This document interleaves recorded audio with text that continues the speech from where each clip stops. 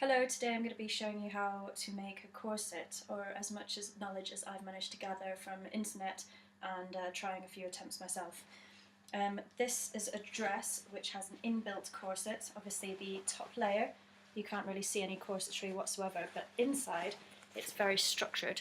So inside we've got boning and we've got a cross-grain ribbon that goes on the inside which holds in the waist, and we've got a lace-up back with a modesty panel. This is couture. As you can see, it has hardly any give at all, which is why it's the professional choice for corsetry. It is Petersham ribbon. You use this to sew inside the corset to hold the waist, and it stabilises at the waist, and any boning that you put in will actually stay within there rather than pull away from the rest, and it's a weak point in the corset and you stabilise it with Petersham ribbon. You can get boning in all sorts of materials, all sorts of sizes. The strongest boning you can get is steel. You can get steel coils that are flattened, or you can get steel like this. You can get it in a big long tube, cut off the amount you want and then you shape the edges, but what you can buy are these pre-ready sticks with the ends curved and nicely softened. You can get end caps, but actually once you take into account the length of steel plus the end cap for each side, it actually works out more expensive than a ready-made one. I like these. So you somehow want to keep this onto this fabric. Now you can make a channel out of the seams, so if this is the seam allowance, you can have a really large seam allowance, sew a channel and then insert the bone into the seam allowance itself. Or you can take a section of couture, hem it or seal the edges somehow, and then sew the couture into a channel and then insert the bone as the channel.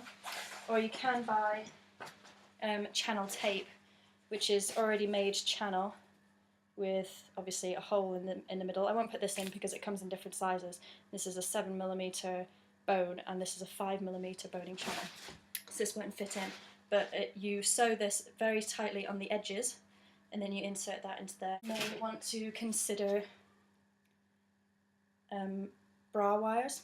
If you want a particularly defined bust, you might sew these in, or you could put in bra cups. For the lacing, on my previous corset dress I used eyelets, and you have to have eyelet tools for this, one for making the holes and one for punching in the eyelets. You can get these, so it's boning with inbuilt connections. And we take these, I think it goes around this way actually, because when you make a corset you can make it so that there's edges here, so that you can have somebody lace you in, which of course for a wedding dress that's fine, you can get bridesmaids to lace you in, but for a normal outfit, or if you just want a corset, and you want to be laced in once, and then when you come out of the corset you just take it off like this, and then when you put it on again, it's ready laced to your size, and you just put it back on. What you want to consider when you're making a corset, essentially we're going to cinch ourselves into a nice shape that we want, and most people want an hourglass shape. So we can't just tighten the waist, we've got to think about this. We need to know how much to tighten it by and where all the excess body is going to go. So for example, if I stand right in front of you like this and go, ooh, so I'm cinching my waist in as much as I possibly can, and from the front and maybe the back that looks okay, you know, it's very hourglass, but if I turn to the side, oh dear, that doesn't look right. Now if we do it this way, so we turn to the front and now we're really boxy. So essentially what you want to do is either push it all down or push it all up, depending on what type of body you are, and depending on how movable your skin is, you're not going to be able to do that with very much. So you don't want to take in 4 or 5 inches because that's just not going to work. You've got to take in a few inches if you're relatively firm, more if you've got a little bit more give, and leave it at that. What I'm going to do for my mannequin is I'm going to take off 1 inch and a bit from the waist. I'm going to let it out slightly at the hips, and on the top I'm going to use some cups. So I've got these, so this is my size, so as in this would go straight onto me quite naturally. So this fits it just inside this. So this smaller cup is going to simulate my skin. So I'm going to put these on top of here, like this, and then this mannequin is going to represent the cinched and corseted me.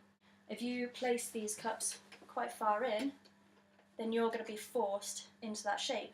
And as you can imagine, that might give you plenty of cleavage. Or you might want to make it more natural and come out here a little bit. It's up to you. Okay, so this now represents the new and improved me. So I'll show you which measurements I've used. I've used the measurement just underneath my bra, and that measurement matches this measurement here, just underneath here. The waist measurement is just slightly tight on me now. So if I put that there, I have to pull to get the waist measurement. Now as you can see, this has a sort of jutting effect, but once we put a bone in there, this now smooths out. A bone and couture. So this now smooths out, and with lots of boning, it's all nice and smooth. The hip measurement is now slightly bigger than this measurement here, or at the widest point. And this size matches my size. We want the lacing to be nice and smooth in a V, and we don't want it to be bent in when we cinch in the waist. That's why we make this the shape that we want, and make the corset to the shape, and that way the lacing is nice and smooth.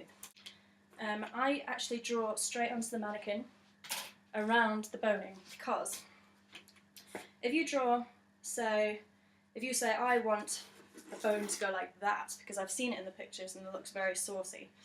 However, then when you try and put your bones into that shape,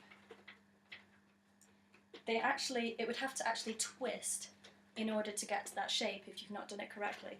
And if you twist this, then it's just going to stick up, it's going to jut the couture out, it's going to have like a ridge, and it doesn't look right. So what you want to do is make sure that this is laid as flat as possible, and then draw a line on it. It's almost like you're doing a ruler. I'd line up to exactly where I want, and then I draw in where it is. So one more thing to think about before you're placing your boning. So I've got a piece of boning that's about 11 or 12 inches here. And say if I wanted to place this right in the middle, so here all the way down there. And that's great if I want to, for flattening out my stomach and for creating definition. But then I sit down. I've just really hurt myself. So you need to think about sitting down. If you put a boning on the side that long, if you sit down, you're actually relatively straight, so that's fine on the side. But especially all along the front, make sure your boning stops at about where you bend to sit down. Along the back, again, it's okay, but when you bend, if that sticks out, so you see that sticks out, it might tear your dress, it might poke a hole in your dress, or it might just look funny because it's jutting out. And especially if you've got a smooth transition from bodice to skirt, if that's then sticking out, it just looks really bad. Once you've drawn the bones onto the dressmaker, use the centre of the bone panel as your seam line. Then using some scrap paper, lay the paper onto the dummy. Then cut around where the seam lines are. You should have the paper flat, pinned down tightly, and there should be no lumps and bumps. This way, you now have your pattern. Add your seam allowance as you cut it out. Add darts where you need to, and make sure that you transfer these onto the pattern as you lay it down. I strongly suggest numbering and arrowing your pattern pieces.